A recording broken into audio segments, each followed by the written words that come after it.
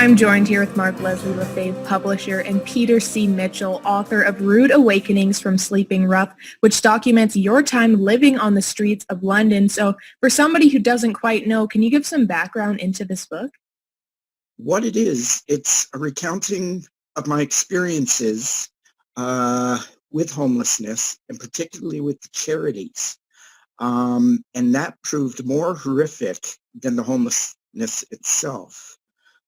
It started because basically they clued in I was a great writer, and they thought, wow, this is someone who can do great writing promoting us.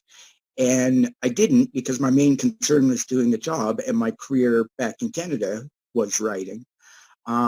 So I didn't, and it very quickly snowballed into pure abuse on their part. They forced me into housing I didn't actually need. They lied every step of the way.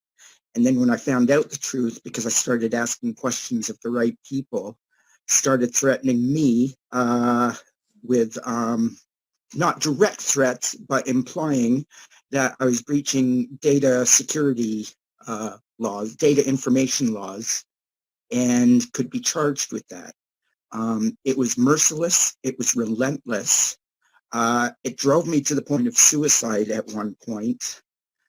And then once I got into the housing, that just opened up a whole new world, because they all promote housing as the solution to this.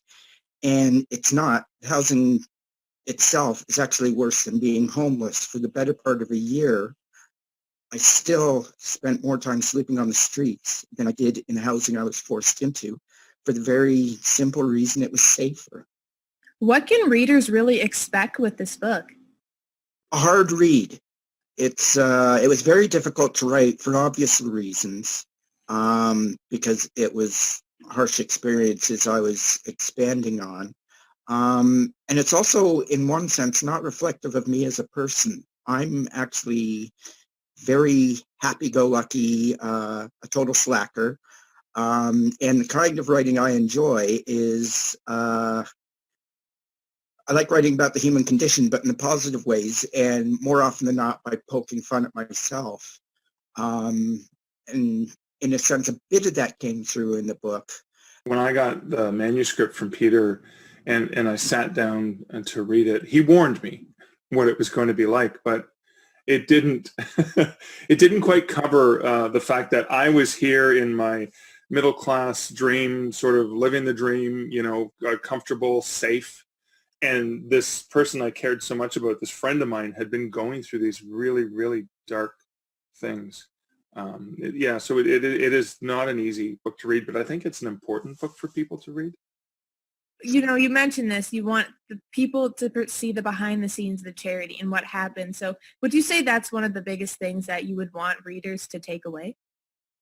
Yes, definitely the biggest thing. And what I would want them to do is, in one sense, whatever the country, because from what I understand, these experiences are fairly universal, to contact their relevant government MPs and demand, I suppose, inquiry into the whole charity process, demand stricter regulation, demand greater accountability, definitely greater transparency, and easier for victims of abuse within the charities to take legal action against them. And if anyone is looking, where can they find the book or other social media that you might have? This book is available in paperback. It's available in hardcover. It is available through Ingram, the world's largest wholesaler. So you're not going to find it on bookstore shelves, because it was independently published, self-published, just to get the story out there. The ebook is available on every major platform. So, here in Canada, it's on Kobo, it's on Apple Books, it's on Kindle, it's on Barnes & Noble Nook. You can find the ebook on Chapters Indigo. You can also order it through your local independent bookstore, which is what I recommend people do, because they can order it in.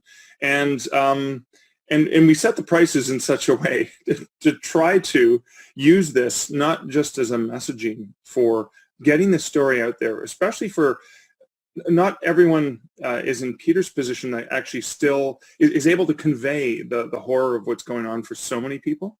So sharing that story and helping people understand that. But obviously, the majority of the funding on the sales are going to help Peter as he climbs out of this hole.